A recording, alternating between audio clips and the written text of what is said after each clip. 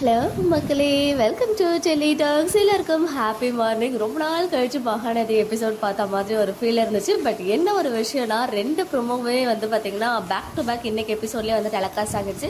இன்னும் அந்த குங்குமப்பூ சீன் மட்டும் தான் நாளைக்கு வந்து பெண்டிங்கில் இருக்குது. ஸோ இன்றைக்கி புரிஞ்சிடுச்சு எனக்கு வந்து ஏன் விஜயோடைய ப்ரொமோவும் போட்டாங்கன்னு. பிகாஸ் அதுவுமே வந்துட்டு பார்த்தீங்கன்னா இன்னைக்கு எபிசோட்லேயே ஃபுல்லுமே வந்துட்டு டெலகாஸ்ட் ஆகிடுச்சு. இந்த ப்ரெக்னன்சி விஷயத்த நிவின் கிட்ட மட்டும் சொல்ல வச்சாங்க. அதுக்கு ஏற்ற மாதிரி யமுனாவுக்கும் அதே மாதிரியே வந்து பார்த்தீங்கன்னா சந்தேகமும் வர எழும்பிடுச்சு. பிகாஸ் அங்கே வந்து அவர் குடத்தை எடுத்து ஹெல்ப் பண்ணாரு காவேரிக்கு. ஈவன் காவேரி வேணான்னு சொல்லிட்டு ஹெசிடேட் பண்ணாலும் இந்த இடத்துல எந்த பொண்ணு இருந்தாலும் நான் இந்த ஹெல்ப் தான் பண்ணுவான் அப்படின்னு சொல்லிட்டு அவர் குடத்தை தூக்கிட்டு போறாரு. காவேரிக்கு ஹெல்ப் பண்றதா வந்து யமுனா வந்து தப்பா புரிஞ்சுக்கிறாங்க. அதாவது அவங்க கேட்காமே ஒரு போயிட்டு வாண்டடா ஹெல்ப் பண்றாரு அப்படின்னு சொல்லி.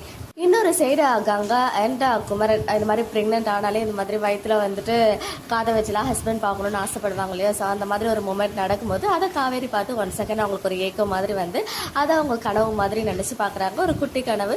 இதெல்லாம் நாங்கள் வந்து ரியலில் பார்க்கணுன்னு எவ்வளோ ஆசைப்பட்டுட்டு இருக்கோம், நீங்கள் கனவாக வச்சுட்டு இருக்கீங்களே அப்படின்னு சொல்லிட்டு ஒரு மைண்ட் வாய்ஸ் இருக்குது. உண்மையாகவே வீக்காக கனவாக இருந்தாலும் நினைவாக இருந்தாலும் நம்ம அதை ரசிக்க தான் போகிறோம். பட் இருந்தாலும் இதெல்லாம் சீக்கிரமே ரியல் ஆகணும் அப்படின்றது தான் எல்லாரோட விஷயமாகவே இருக்குது.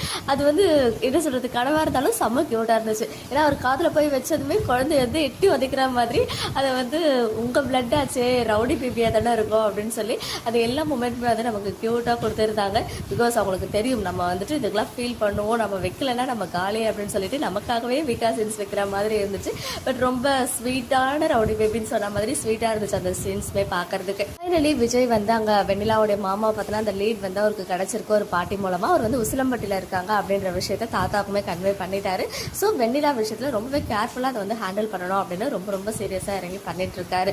அங்கே வந்து பார்த்தீங்கன்னா மாமி வந்து எல்லாத்தையும் இன்ஃபார்ம் பண்ணுறாங்க. பட் ஓரளவுக்கு அறகுறையாக இன்ஃபார்ம் பண்ணவே அவர் வந்து குழந்தை வரப்போகுது அப்படின்னு சொன்னதுமே எல்லா டாட்ஸையும் அழகாக கனெக்ட் பண்ணி நம்ம தான் அப்பாவை போகிறோம் அப்படின்னு மொபைலை வச்சுட்டு அப்படியே ஒரே குதி டான்ஸு, நீ அப்பாவை போகிறடா அப்படின்னு சொல்லிட்டு அது பார்க்கறதுக்கே கண்கொள்ளா காட்சியாக இருக்குது. சீக்கிரம் அது காவேரி வாயால் சொல்லி விஜய் கேட்டு அதுக்கு ரியாக்ட் பண்ணி எமோஷனல் ஆகி என்னெல்லாம் நடக்க போகுது அப்படின்றத நம்ம வெயிட் பண்ணி பார்ப்போம்.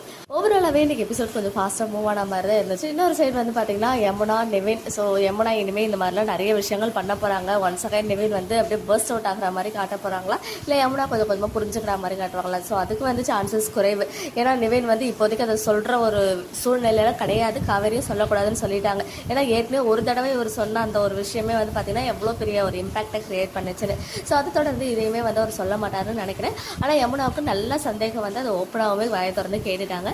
பாப்போம் நிவின் வந்து இது எந்த அளவுக்கு ஸ்மார்ட்டாக ஹேண்டில் பண்ணுறாங்க அப்படின்னு சொல்லி. ஏன்னா யமுனா வந்து இன்டெரக்டாக எதுவுமே கேட்கல, டேரெக்டாக கேட்டாங்க. காவேரிக்கு நான் மட்டும் அவர் சொல்லாமே ஹெல்ப் பண்ணுறீங்க, இங்கே நான் கேட்டும் நீங்கள் வந்து எனக்கு ஒரு சப்பாத்தி கூட உருட்டி தர மாட்டீங்களா அப்படின்னு சொல்லிட்டு இன்றைக்கே அவங்க ப்ராப்ளம் வந்து ஸ்டார்ட் பண்ணிட்டாங்க. ஸோ பார்ப்போம் இன்றைக்கி எபிசோட் பார்த்தோன்னா உங்களோட ஒப்பீனியன் என்ன அப்படின்னு கமெண்ட்டில் சொல்லுங்கள். மக்களே, நெக்ஸ்ட் வீடியோவில் மீட் பண்ணுறேன். எக்ஸ்க்ளூசிவ் அப்டேட்ஸ்க்கு மறக்காம நம்ம யூடியூப் சேனலை சப்ஸ்கிரைப் பண்ணிக்கோ.